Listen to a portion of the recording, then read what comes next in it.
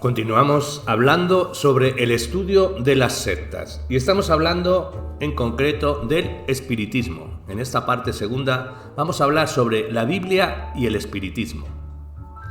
Las escrituras contienen múltiples referencias sobre el espiritismo. Para una mejor comprensión de las mismas, creemos que pueden servirnos las definiciones que sobre diferentes vocablos del tema nos da la International Standard Bible Encyclopedia y que son las siguientes. Consultante con un espíritu familiar. Es un poseso de un espíritu pitónico o demonio adivinador. Adivinación. Arte de predecir el futuro o de conocer cosas ocultas por medios casi siempre solo al alcance de ciertas personas. Espíritus familiares. Son espíritus que se suponía que acudían al llamamiento de quien tuviera poder sobre ellos. Se les daba el calificativo de familiares, probablemente porque se consideraba a uno determinado como un siervo, famulus, de la familia, familiaris, a quien se le podía hacer acudir para ejecutar las órdenes de sus amos. La palabra hebrea equivalente era la de cavernoso, porque se suponía que la voz del espíritu venía del poseso como a través de una botella, o porque su forma de hablar era característicamente cavernosa, como si la voz proviniera de lo profundo de la tierra. Nigromancia. Este es el arte de adivinar lo futuro evocando a los muertos. El solo intento de esta evocación es condenado, aunque no se consiga el fin perseguido. Encantador. Uno que musita fórmulas mágicas o habla ventrílocamente en susurros como si lo hiciese bajo la influencia de los espíritus de los muertos. Hechicero. Uno que sabe. La palabra hebrea significa mujer que posee un espíritu familiar. Mágico. Es el inteligente, el entendido. En el Antiguo Testamento, la palabra denota siempre uno que puede interpretar los delirios del medium. Entre los pasajes de la Escritura que se refieren al tema, encontramos que existen igualmente otros muchos, aunque las adivinaciones que se mencionan en ellos son de un carácter diferente.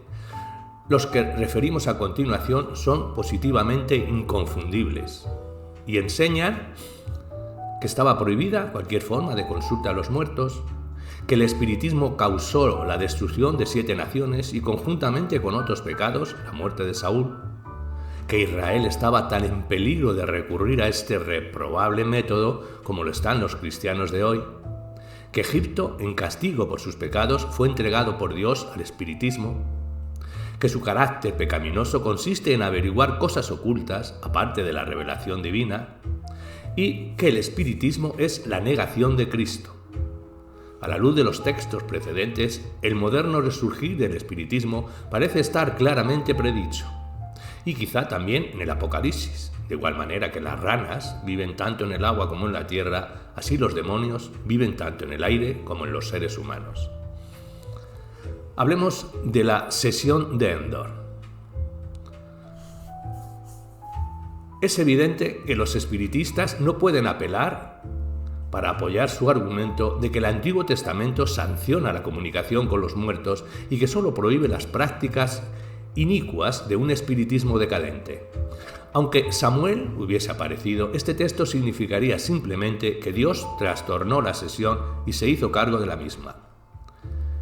Que fue este el caso es la opinión de Kay, Haldeman, Pink, Gray, Panton, Schofield y muchos otros, en los que se argumentan y dicen: la medium quedó horrorizada cuando ocurrió lo inesperado. Las escrituras hablan 5 veces de Samuel. La profecía se cumplió. Saúl murió al día siguiente y su ejército fue derrotado. No obstante, la única indicación aparente del regreso de Samuel está en el versículo 15, y Samuel dijo a Saúl: si a pesar de este testimonio otras consideraciones prueban que Samuel no apareció, hemos de interpretarlo. ¿Cómo? Pues como expresión de lo que la mujer dijo a Saúl, o como que se le da el nombre de Samuel a lo que parecía Samuel, de la misma manera que los ángeles aparecidos en forma humana eran llamados hombres, y los hombres a su vez dioses, porque se asemejan o representan la imagen de Dios en ciertos aspectos o situaciones, y que Samuel no apareció, es lo que sostienen Hanson y Beckwick. Sus argumentos, aunque discrepan en los detalles, se complementan y concuerdan en lo esencial. Veamos sucintamente cuáles son estos argumentos. Ni la mujer ni su espíritu familiar, espíritu control, tenían poder sobre Samuel. Solo Dios lo tenía, y si Dios había estado rehusando contestar a Saúl, ciertamente no iba a hacerlo cuando éste recurrió a métodos prohibidos y entre estos al menos indicado, al hacer algo que Dios en modo alguno ha dado a conocer para que se repita.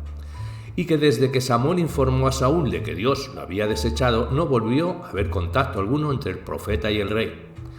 Que el verdadero Samuel no habría mentido al decir que Saúl había inquietado su sueño y que éste estaría con él al día siguiente si la orden de aparecer y hablar le hubiera sido dada por Dios y no por apelación del mismo Saúl.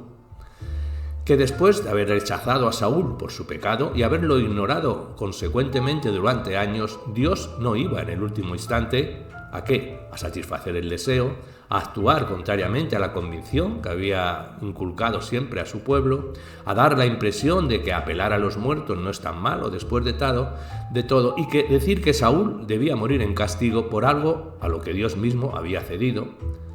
Saúl dijo a la médium a quien debía invocar. De acuerdo con nuestra explicación de los fenómenos psíquicos, lo que debió ocurrir fue que la médium, elemento sensitivo, leería en la mente de Saúl los rasgos característicos de Samuel y lo describiría como Saúl se había imaginado verle, no como en realidad era después de su muerte. La mujer se asustó, porque en un trance ella reconoció a Saúl declarado y poderoso enemigo de los medios. Y porque vio Elohim, espíritus, cernerse sobre la aparición. Hablemos de lo que dice el espiritismo sobre la Biblia. Para no repetir cosas que ya hemos dicho, nos limitaremos simplemente a citar las declaraciones que algunos de los más famosos espiritistas han hecho sobre varios e importantes puntos de la doctrina cristiana, generalmente creídos y aceptados. En el capítulo 17, y de una forma breve, recordaremos que estas doctrinas están contenidas en la Escritura y las cree la Santa Iglesia Universal o Católica de todos los siglos. Confiamos en que observaremos que los distintos ismos anticristianos demuestran su verdadero carácter cuando denuncian la verdad revelada de la palabra de Dios. Aunque no haya un credo oficial de las diferentes doctrinas espiritistas, el espiritismo, de un modo general, enseña lo siguiente. En cuanto a Dios, abrogamos la idea de un Dios personal. Debería entenderse que existen tantos dioses cuantas mentes hay que necesitan adorarlos, no solamente uno, dos o tres, sino muchos. Los nobles árboles del bosque, el sol, la luna y las estrellas, todas las cosas son dioses para ti, pues todos ministran las necesidades de tu alma. Es vano pensar que todos podáis reverenciar y servir verdaderamente a un solo Dios. En una sesión de espiritismo, pregunta la médium, señora Conrad, y responde por boca de ella el espíritu que la controla. Y pregunta, ¿sabes de algún espíritu que se parezca al ser que nosotros llamamos diablo? La respuesta, ciertamente que sé, y además este mismo diablo es nuestro Dios, nuestro Padre. En cuanto a Jesucristo, ¿qué significa la palabra Cristo? ¿No es, como generalmente se supone, el Hijo del Creador de todas las cosas?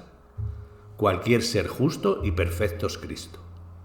Parece, no obstante, que todo el testimonio recibido de espíritus adelantados muestra solamente que Cristo era un medium y reformador de Judea y que ahora es un espíritu adelantado en su desarrollo espiritual cuya morada es la sexta esfera. Por encima de todos estos está el más grande espíritu de que ellos, los espíritus, tengan noticia. No es Dios, ciertamente, pues Dios es tan infinito que está fuera de su alcance o comprensión, sino uno que está más próximo a Dios, y hasta ese punto o grado le representará. Este espíritu es Cristo. Su preocupación especial es la tierra. A ella vino en una época de gran depravación, en un tiempo en el que el mundo era casi tan impío como lo es ahora, al objeto de enseñar a las gentes la lección de una vida ideal. Luego regresó a su propia alta esfera, habiendo dejado un ejemplo que a veces es imitado. Tal es la historia de Cristo según los espíritus la describen. Cristo fue un hombre bueno, pero no pudo haber sido divino, sino en el sentido probablemente en que todos somos divinos. No veo que Cristo pretendiese para sí más de lo que Él propusiese como posible para otros. Cuando se identifica a sí mismo con el Padre, lo hace en el sentido de identidad medianímica. Él fue el gran medium o mediador.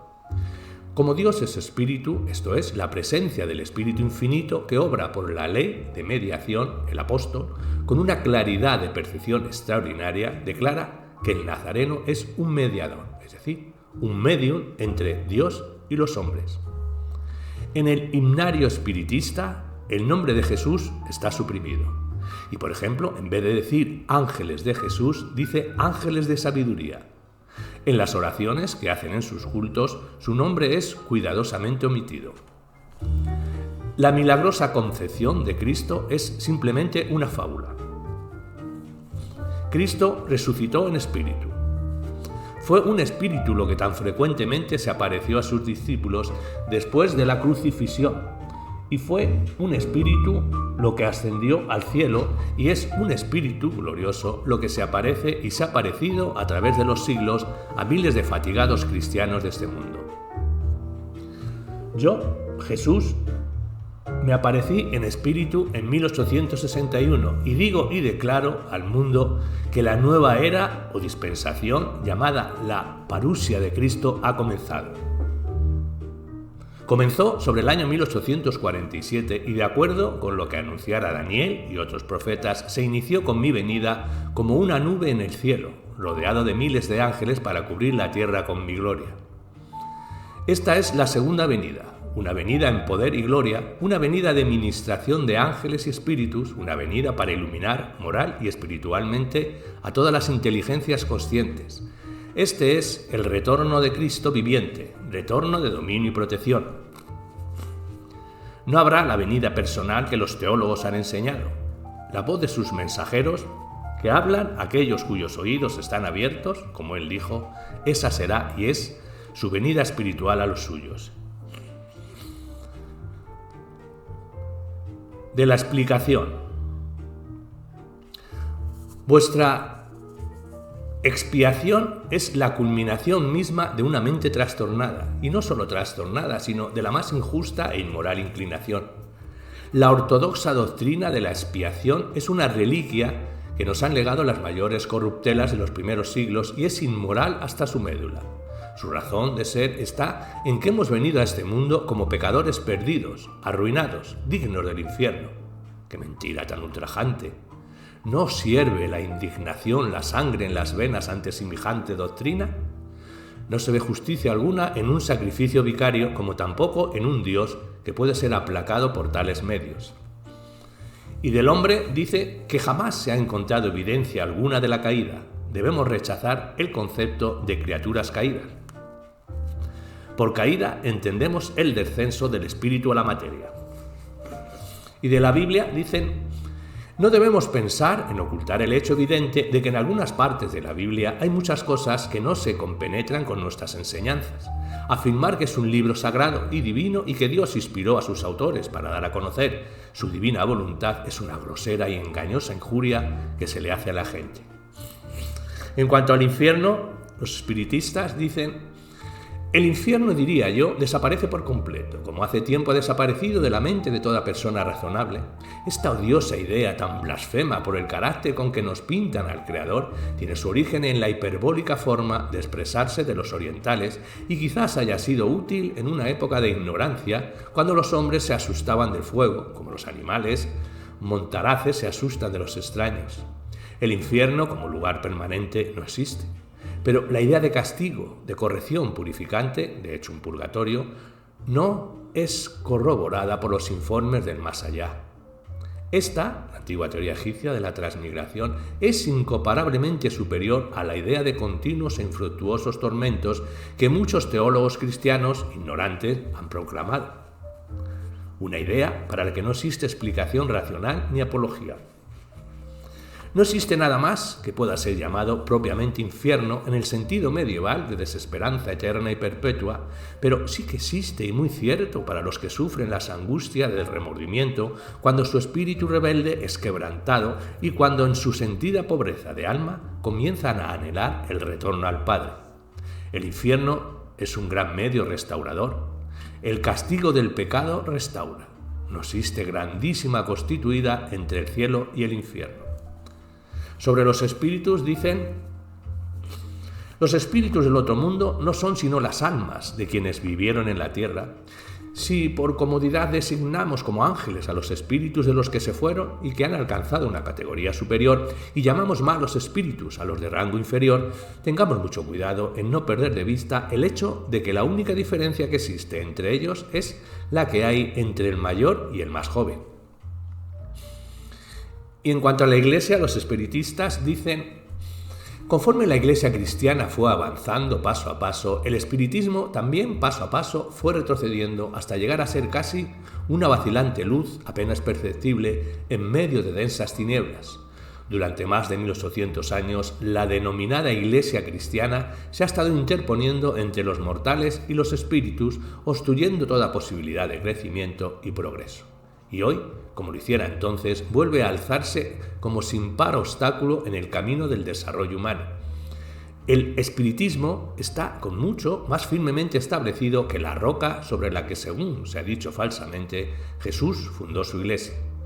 Por esta razón, como sinceros partidarios del espiritismo, hemos sentido la necesidad ineludible de mostrar lo que el cristianismo es. Si éste vive, el espiritismo debe morir, y si el espiritismo ha de vivir, el cristianismo debe morir. Son antitéticos. El espiritismo moderno ha venido, pues, a darle el golpe de grâce, y quienes quieran detener esta fuerza arrolladora se constituyen en enemigos de la verdad espiritual. Las escuelas dominicales deben ser suspendidas. Las ordenanzas y el culto cristianos deben ser abandonados. La tiranía sexual debe ser denunciada. Y la abstinencia de alimentos de origen animal debe ser afirmada. Ejercitaré el más estimado de todos los derechos, el de la maternidad, de la manera que me parezca justo. Y no habrá persona alguna, ni institución humana, ni iglesia, ni Estado, que me impida realizar la más pura de todas las aspiraciones, propia de toda verdadera mujer, el derecho de engendrar nuevamente, cuando quiera, por quien yo quiera y en las circunstancias que a mí me parezcan más convenientes y mejores. Conclusiones. Aquí podemos apreciar el hecho de que el espiritismo haya despertado la atención en cuanto a la existencia de un mundo espiritual, la vida de ultratumba y la retribución futura en este tiempo de absoluto materialismo, pero cuando vemos que este concepto espiritual va acompañado de un odio tal hacia las verdades bíblicas y conduce a tan desastrosos resultados físicos y mentales, como cristianos no podemos dejar de condenarlo. El cristianismo y el espiritismo no pueden caminar juntos. Creemos que Rudyard Kipling tenía razón al decir: «Oh, camino a Endor tan vil, la más vieja de las vías, el de las locuras mil, sin desvíos llevas tú, como en días de Saúl, al cubil de la hechicera. Y pena, llanto y dolor, al que va camino a Endor, es la paga que le espera».